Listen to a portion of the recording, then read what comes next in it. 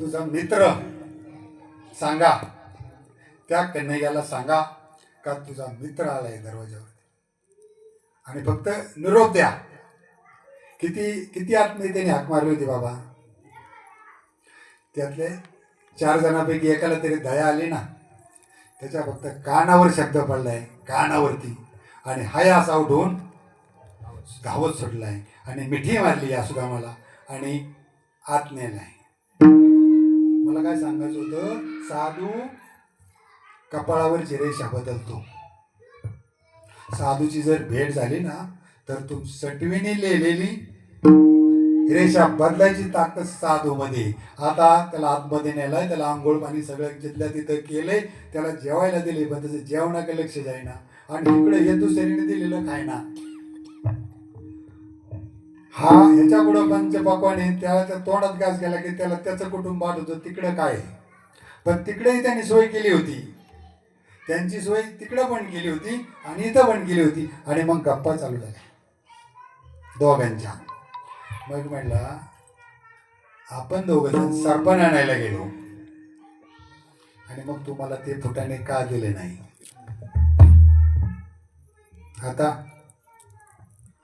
सांगणं भाग पडलं ना, सांगणं भाग पडलं, तुला का दिले नाही ती. अरे अरे बाबा म्हणला ते फुटाणे शापित होते,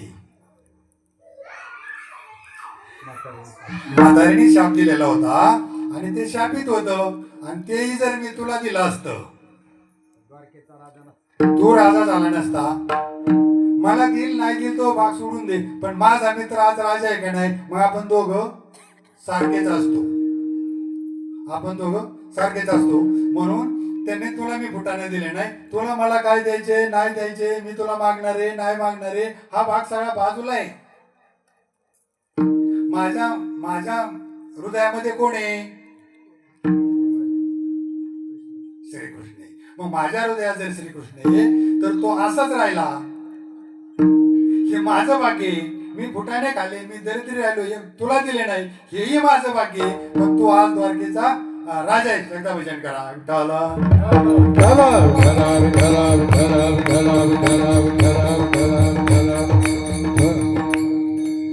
आठव्या वर्षाला पालखी सोहळा चालू झालाय बाबा.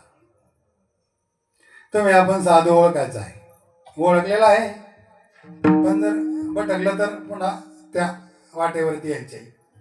म्हणून सांगतो 8व्या वर्षाला पालखी सोहळा चालू झालाय आणि अन्नदानाची पंगत जेजुरीमध्ये. सांगायचं तात्पर्य काय आहे, मी माझा मोठेपण अजिबात सांगायला आलेलं नाही, साधूची कृपा झाली. 8व्या वर्षाला देव काहीतरी घेतो तेव्हा देतो. मागेल त्याला देतो का, जर जो मागेल त्याला देतो का. मग मागणारा किती हुशार पाहिजे, तर त्याला पण तो देईल. पण मागणारा पहाटे 4 ते 6 महादेवाची पूजा हवन चालू असतं. 4 ते 6 4 ते 6च्या वेळामध्ये महादेवाच्या मंदिरावर बेलाची फुलं आणि पानं टाकेल, त्याला देव प्रसन्न होतो 100%. गावापासून महादेवाचं मंदिर बाहेर आहे आणि एक आंधळ 3 वाजता सुटले. मागणाराची पण योग्यता पाहिजे तर तो देतोय, तसा देणार मोकळा नाही. असे मागणारे तर सगळेच आहेत बाबा. आणि त्याला काही ते मंदिर 5-5:30 पर्यंत काही सापडलं नाही. मग दुसरा डोळच गेला त्याच्या पाठीमाग, ज्याला डोळे येतो. कुठे चालला होता म्हणला महादेवाच्या मंदिरात. मग तो पण चल, तो म्हणला चल तुला मंदिरात सोडतो. मंदिरात सोडले होते. शंकर पार्वती माता म्हणत्या तुमचा हा भक्त आहे आणि हाही भक्त आहे, किती आतुरतेने पूजा करतोय, त्यांना काहीतरी दिलं पाहिजे. 4 ते 6 वेळा भगवान शिवजी प्रसन्न होतात. आता मग ते 2 जण त्या, आता शिवजी काय म्हणतात, आंधळ्याला तू एकटाच माग आणि ज्याला डोळे त्याला 3दा. ते म्हणते असा काढणे. जे आंधळे जे व्यंग असतात ते फार हुशार असतात. महादेवाने ओळखलं होतं ना. ते म्हटले तुला काय माहिती आहे, तू फक्त आता बघ. याला 3 वेळा सांगितले आणि याला 1 वेळा सांगितले. याने सांगितले आंधळा 50-55 वर्षाचा, माझा नातू गादीवर बसलेला मला पाहायचा आहे, बस एकच. माझा नातू राजगादीवर बसला पाहिजे. आणि ह्याने काय मागितलं, ह्याने 3 मागितले होते. हा म्हणला माझी बायको फार काळी, ती चांगली गोरी होते. 1 मागितले, 2 अजून बॅलन्स आहे. यांनी 1च मागितले. पार्वतीला म्हणला बघ आता हा 55 वर्षाचा आहे, याला आता तरुण करायचा आहे, याचं लग्न करून द्यायचे, याला मुलगा व्हायचा आहे, त्याचं बी लग्न करायचे आणि मग याचा नातू राजगादीवर बसवायचा आहे. यांनी किती मागितले, त्यांनी किती मागितले बघ आता. त्याची बायको सुंदर झाली, काळी होती, सुंदर झाली. रस्त्याला जाताना सावकाराने बघितली, 2-4 जणांनी उचलून नेली. आता उचलून नेलं, ह्याला वाटलं अर आता झालं का, वाटला आता काय करायचं. पण दुसरं माग म्हणले, दुसरं मागणं म्हणजे ती अस्वल होऊ दे बायको. आता ती अस्वल झाल्यावर सावकाराची यांची काय तिने काही केली का अस्वलांनी. ते आले सगळेजण त्याच्यापाशी पाया पडायला. त्याच्या पायावरती डोकं ठेवले. अरे म्हणे हे काय पेडा, काय नाही फरक म्हणला, माझी जशी आहे तशी होऊ दे, परत पहिल्यासारखी. किती वेळा मागितलं आणि त्यांनी मग देवाने कोणाला दिले, महादेवानी त्याला दिले. तसं आता 8व्या वर्षाचा पालखी सोहळा चाललाय आणि आमच्याकडे पंगत द्यायला पैसे नाही. परमार्थ दोघांनी करायचं बाबा. माझा मित्र लोणी काय बोलाय आणि मी आणि माझे चुलत भाऊ आम्ही 2 जण त्याच्या घरी गेलो पंक्तीला पैसे आणायला. पैसे नाहीत. त्याने 4 वाजता आम्ही गेलो. त्यांनी जेवण बिवण केलं. 7-7:30 आला तो. पण मला पैसे नाही, आमचं की पेट्रोलला पण पैसे नाही परत यायला. तिथून आम्ही गाडी टाकली द्यावं लागली. पण ती बिचारी, बाबांची कृपा, ती बिचारी म्हणली तुमच्याकडे पंक्तीला पैसे नसू द्या, पण निदान पावती अन्नदानाचे 100 रुपये तर द्या भाऊजींच्याकडं. आम्ही ते 100 घेतले, पेट्रोल टाकले, घरी आलो. संध्याकाळी झोपल्यानंतर घरी गेल्यानंतर बघा धर्मपत्नी कशी असावी. धर्मपत्नी अशी पाहिजे. तिने विचारलं तुमचं काम झालं का, म्हणलं नाही. माझं काम काय झालं नाही. मग म्हणले काय गडबडाचे काय कारण नाही, माझ्या गळ्यात 1 तोळा आहे, 1/2 तोळ्याचं मणी मंगळसूत्र आहे आणि 1/2 तोळ्याचं मणी आहे. हे नेऊन काय करा, मोडा आणि उद्या पंगत द्या. द्यायला काय हरकत. आणि माझं मागणं काय बाबा, माझं पण मागणं आहे माझ्या सद्गुरूकडं. मी पण मागतोय, पण कशासाठी मागतोय, माझ्यासाठी नाही, माझ्या कुटुंबासाठी नाही. मला इथं पंगत देऊ दे, मला इथं दान करायची ताकद दे. तिथं 1000 लोकांना दे, 2000 लोकांना दे, 5000 लोकांना दे, 1,00,000 लोकांना वारकऱ्यांना जेवाय घालायची मला ताकद द्या. ती भेटते ना. तिचा 1 तोळा घेतला, तो दुसऱ्या दिवशी मोडला. जेजुरीमध्ये बाबांच्या सोहळ्याला पंगत अगदी आनंदात झाली. सोहळा पुढे गेलाय, आम्ही माग. बाबांनी पाहिलं बरं, साधूची कृपा आहे ना, आता तुम्ही म्हणता तुम्हाला मिळलं म्हणून सांगता का? मला मिळालेलं सांगायचंच नाही बाबा, बरोबर? मला मिळालं सांगायचे का? ते सांगायला मी आलोय का? तर अजिबात नाही. मला काय सांगायचे, जे बाबांनी दिले तुम्हाला मला त्याचा जर जप केला. आता तिने मनोभावे दिलं. तिची इच्छा काय होती? तिची इच्छा की वारकऱ्यांचा आपले नेम मोडला नाही पाहिजे. आणि आपला जर नेम मोडला तर मग पुढच्या वर्षी आपल्याला कोण तिथे जागा देईल नाही देईल त्याच्याशी काय घेणं देणं तिला नव्हतं. पण वारकऱ्यांना जेवायला मिळालं पाहिजे ही तिची पण भावना पण ओके होती. तदनंतर जशी त्या आंधळ्याकडे कृपा झाली बाबा, त्याचा नातू जसा गादीवर बसवला शंभू महादेवांनी, तसं बाबांनी माझं होत्याचं नव्हतं केलं. आता मी कीर्तन कराय का समजा नाही, पण आता इथे बसले कीर्तन कराय महाराज आहे. Okay okay okay. हे कोणामुळे झालं? तुमच्यामुळे झालं नाही. ऐका की बाबांनी बुद्धी दिली मला, त्यांच्यापाशी जावा. वारीत गेल्या कोणाबरोबर जा? चंदन कोण आहे? आता आता आपले चंदन कोण आहे? बाबा तर गेले, आता चंदन समोर आहे. तुका म्हणे गुण चंदनाच्या अंगी, चंदनाने बोरी व्यापिल्या, संतांनी सरिता. पण बाबांच्या बरोबर गेल्यामुळे परिणाम काय झाला? मी इथोपर्यंत माझा कार्यक्रम नांदेडला व्हावा.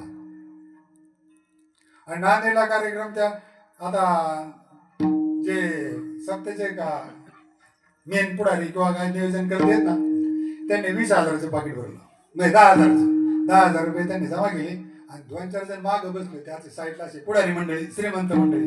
ते म्हणले हे काय नका महाराज फॉर्च्युनर मध्ये आले, 20,000 तरी दिलं बाई. मग त्यांनी अजून 2,000 जमा केलं आणि 20,000चं पाकिट भरले. आणि म्हणले आता एवढ्या वेळेस आम्ही काय केले, 20,000 रुपये जमा केले. अरे म्हणलं दादा नो, माझ्यावरती कृपा कोणाची झाली? साधूची झाली. माझ्या आयुष्यात मला साधू भेटला. 20,000 काय रे, मी पोतेने पैसे माझ्या घरी नेले. मला नारळ पण नाही लागत. माझ्या घरी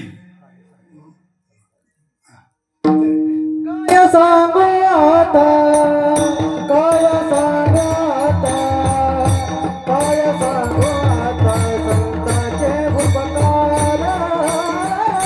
काय सांगू आता, काय सांगू आता, काय सांगू आता संतांचे उपकार. काय सांगू आता, काय सांगू आता, काय सांगू आता संतांचे उपकार. काय सांगू आता, काय सांगू आता, काय सांगू आता संतांचे उपकार.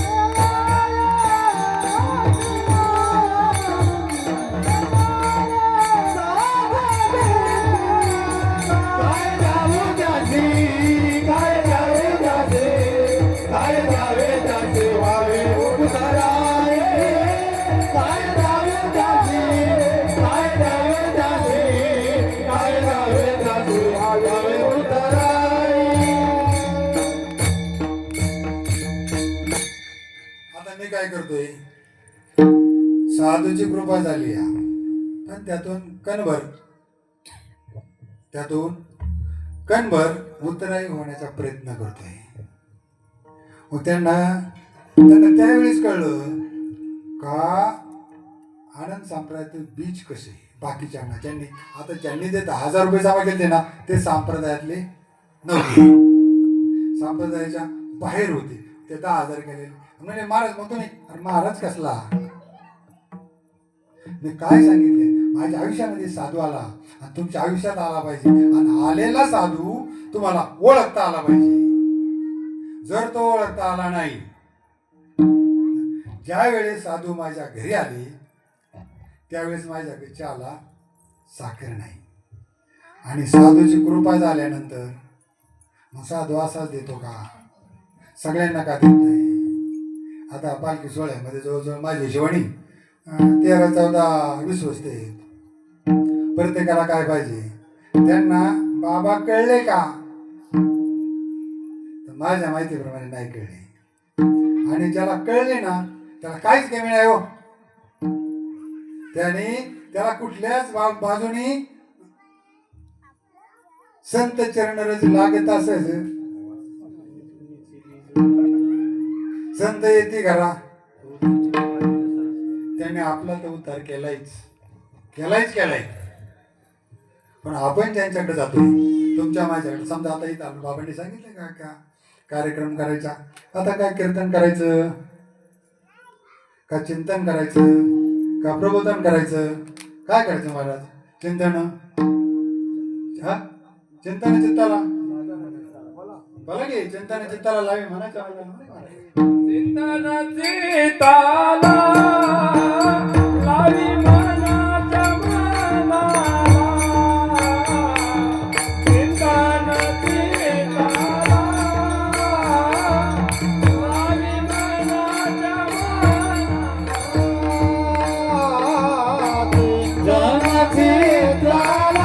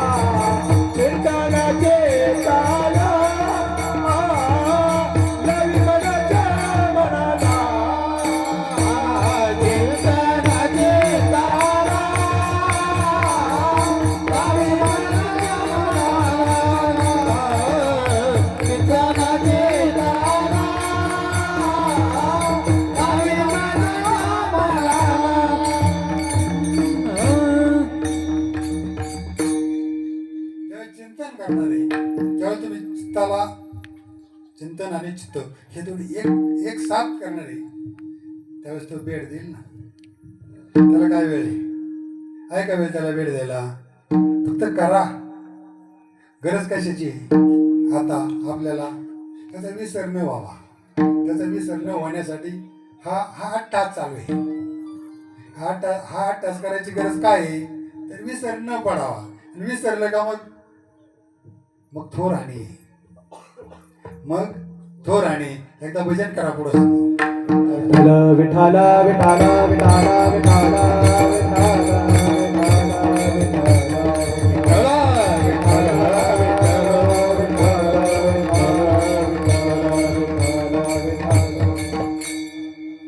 राजा हरिश्चंद्राला वनवास भोगावा लागला. कारण चित्र आणि गुप्ता आपल्या खांद्यावरती दोघे बसले. काय चालले? पाप करतोय का पुण्य करतोय का? पाप करतोय का पुण्य करतोय का? हा हिशोब ते दोघ जण मांडायचे काम त्या दोघांचं चालू आहे. आणि राजा हरिश्चंद्राला नरकवास भोगायचा आहे. का? राजा नगरीमध्ये चाललाय. नगरीमध्ये जात असताना कोळी आणि कोळ्याची 4-5 मुलं आणि मासे 2 किलो. राजाने विचार काय केलाय? हे 2 किलो मासे हे कसे खाणार बा? आणि ह्याचा उदरनिर्वाह कसा होणार? 2 किलो माश्यात ह्याचा उदरनिर्वाह होईल कसा? म्हणून राजाने ऑर्डर सोडल्या प्रधानजीला, यांना काय द्या? जाळ. राजाने जाळं दिले प्रधानजीला सांगितले. प्रधानजीने जाळ दिले कोळ्याला. जर जर आपण काही मागितलं तर, आपण काही स्वतःसाठी जर मागितलं तर, मग मात्र केलेल्यावरती सगळ्यावरती. आता राजाने जाळे दिले, ह्याने मासे धरायला सुरुवात केली. या दर मास हारेच्या हारे जाळ्यात टाकलं का वर तडफड, जाळे टाकलं का मासे. माशाला काही कमी नाही, कोळ्याचा व्यापार जोरात. आणि राजाची पापाच्या मात्र राशी भरायला सुरुवात झाली. आणि मग राजाला घेतलं. राजा म्हणलं, ऐ मी काय कारण, मी नरकवास भोगायचं कारण काय? मी स्वप्नात राज्यदान केले. कारण सांगा. तो अधिकार राजाचा होता, कारण दानशूर राजा होता. दानशूर राजा असल्यामुळे त्याने काय केलं, विचारलं. आणि विचारल्यावरती त्याला सांगण्यात आलं. मग एक चित्रगुप्त म्हणले, बघा रे, काढले टीव्ही, CCTVचे कॅमेरे पुढे आले. आज आहे CCTV, त्यावेळेपासून आहे, थोडे आजचे का, त्यावेळेपासून आहे. आणि मग पाहिलं. म्हणले, राजन हे काय, हे बरोबर आहे का चुकीचं आहे? राजा म्हणतो, हे तर बरोबर आहे. मग तुला काय दिलं पाहिजे, तुला काय दिलं पाहिजे? तुला तर नरकवास दिलाच पाहिजे का नाही? मग त्यातून ज्यावेळेस तू बाहेर येईल ह्या पापातून, त्यावेळेस तुला तुझी पुढची गती नंतर. तुला आधी या पापातून तू पापारासी हरिचरणी अनंत पापारासी पापारासी हरिचरणी अनंत पापारासी झाले क्षमात्रे जातीलायासी क्षमात्रे जातीलायासी क्षमात्रे. नाम उच्चारल्याशिवाय सतत काय केलं पाहिजे, नाम उच्चारलं पाहिजे. तुकाराम महाराज पहिल्या चरणामध्ये नाम घेता मोठी, नाम घेता मोठी, नाम घेता मोठी, नाम घेता मोठी, नाम घेता मोठी, नाम घेता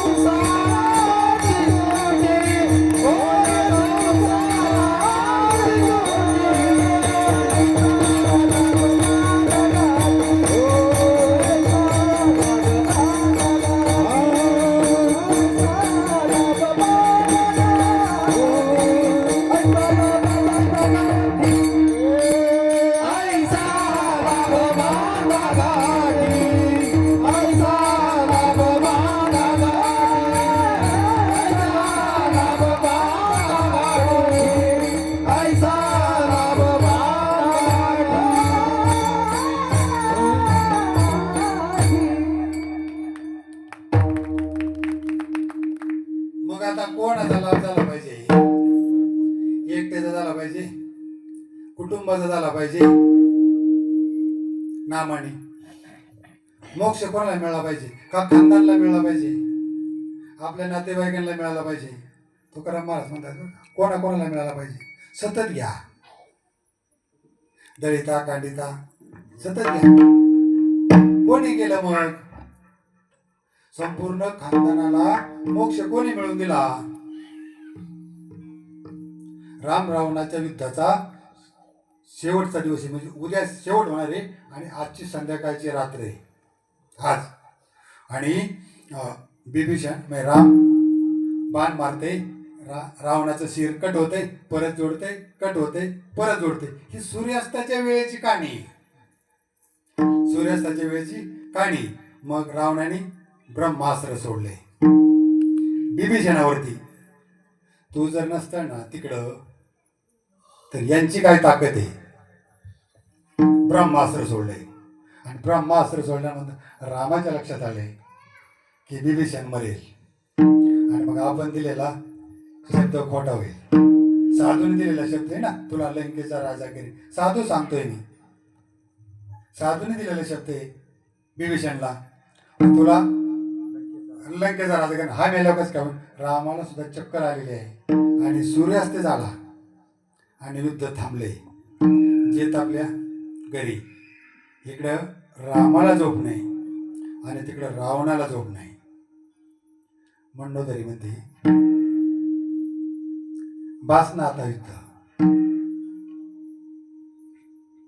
बास जा शरण प्रभूला मंडोदरी म्हणते. तर मला कळत नाही का? आणि जर मला शरणच जायचं असतं तर केव्हाच गेला असतो. मोक्ष मिळाला असता का? आपल्या खानदानाला मोक्ष मिळाला असता का? मग मरण पण कोणाच्या हातून पाहिजे? तर त्या साधूच्याच पाहिजे ना. रावण मंडोदरीला दुसऱ्या दिवशी ऐकले नाही म्हणला, हे मलाच माहिती होतं. ज्यावेळेस सुरुवातीला आणले जटायूबरोबर युद्ध करायचं त्याच वेळेस त्याला झोपवली असती, दोघांच्या बरोबर युद्ध केलं असतं, मी मेलो असतो. बाकी सगळे त्या 84 लक्ष योनी फिरत फिरत फिरत जन्म मरण जन्म मरण जन्म मरण हे करत करत करत करत राहिलं असतं. ऐकलं का मंडोदरीचं? दुसऱ्या दिवशी युद्धाला प्रारंभ झालाय आणि रावण दारावरती पडलाय. सगळ्या खानदानाला मोक्ष देऊन साधूच्या हातचं मरण घेऊन शेवटी मोक्षाला सगळे गेले आणि रावण खाली पडलेला आहे. त्यावेळेस राम म्हणताय लक्ष्मणाला, बघ त्याला काय पाहिजे विचार. शेवटची गटी काम असतोय, त्याला काय हवंय? काय मागितलं त्याने? काय मागेल तो? काय आहे म्हणा तुमच्याकडे द्यायला? ही बघ हे कपडे तुमच्या सीतेपेक्षा माझी मंडोदरी कैक पटीने सुंदर आहे. सगळं आहे माझ्याकडे. तुमच्याकडे काय आहे? मला देण्यासारखं तुमच्याकडे काय आहे? अरे जे तुम्ही द्यायला पाहिजे होतं ते तुम्हाला नाही देता आलं. ज्यावेळेस तुमचा बाप गेला त्यावेळेस तुम्ही होता का? माझं सगळं खानदान गेलं, तुम्ही कुठं होता? आता मी हा सगळा खटाटोप कशा करता केलाय? मोक्ष मिळण्यासाठीच ना. मला काय मिळालं पाहिजे? तर मला मोक्ष मिळाला पाहिजे. आणि त्या मोक्ष मिळण्यासाठी तर मी तुमच्या सोबत युद्ध केले. आणि तुझ्या समोर जर मला मरण येत असेल तर मी किती भाग्याचा, किती भाग्यवान आहे. आणि प्रभू रामचंद्राचे मरण मला काही नकोय. तुमच्याकडं तुमचं तुम्हाला लखलाप, तुमचं आहे ते तुम्हाला, माझराचे बी तुम्हाला. मला जे पाहिजे होतं ते मिळवलं, मी मिळवलं. मग आता आपल्याला मोक्ष मिळवायला किती सोपं आहे हो.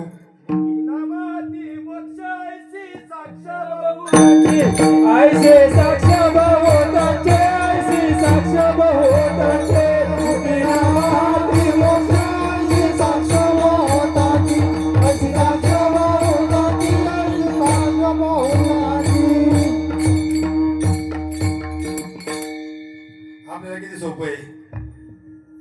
आहे का काय त्रास? रावणाने सगळं लंका घालवली. आपल्याला जर म्हणलं ना सगळ्यांनी 1-1 लाख रुपये द्या, सगळ्यांनी 1-1 लाख रुपये द्या, हा नाम देतो. 10,000 रुपये आपल्याला तो साधू आपल्या घरापर्यंत आला. आता ज्यावेळेस तुम्ही मला पहिल्या वर्षी म्हणले का, तुम्ही पहिल्या वर्षी मला म्हणले का आपल्याला इकडे जायचे, बरोबर, तुम्ही इथे या. आम्ही हे कराड सोडलं का, कराड. अरे म्हणलं आपलं इकडं काय आहे, आपण इकडं का चाललोय, इथं हे सोडल्यानंतर चांगला घुसलो का, आपल्यासारखे बावळट आपणच आहे. पण आपण चाललोय खरं. इथं आल्यानंतर एक क्षणात बदल झाला. एक क्षणात हे सगळं पाहिलं वैभव, मंदिर, थोडीशी लोक, किती येतं समजा 100-150 लोक होती. म्हणले 100-150 लोकांनी हे एवढा मोठा 8 तास करून हे मंदिर बांधले. आणि आपला साधू इथपर्यंत ह्यांच्यापर्यंत पोचलाय. त्यांच्याकडे काय होतं? गाडी होती का, घोडी होती का? काही नाही. दिल ते मागितलं कोणाला, हात पसरले का? नाही. आणि मग त्या साधू प्रत्येक घरोघर फिरला. तुकाराम महाराजांचे भरले ना, देव देव घ्या कोणी, देव घ्या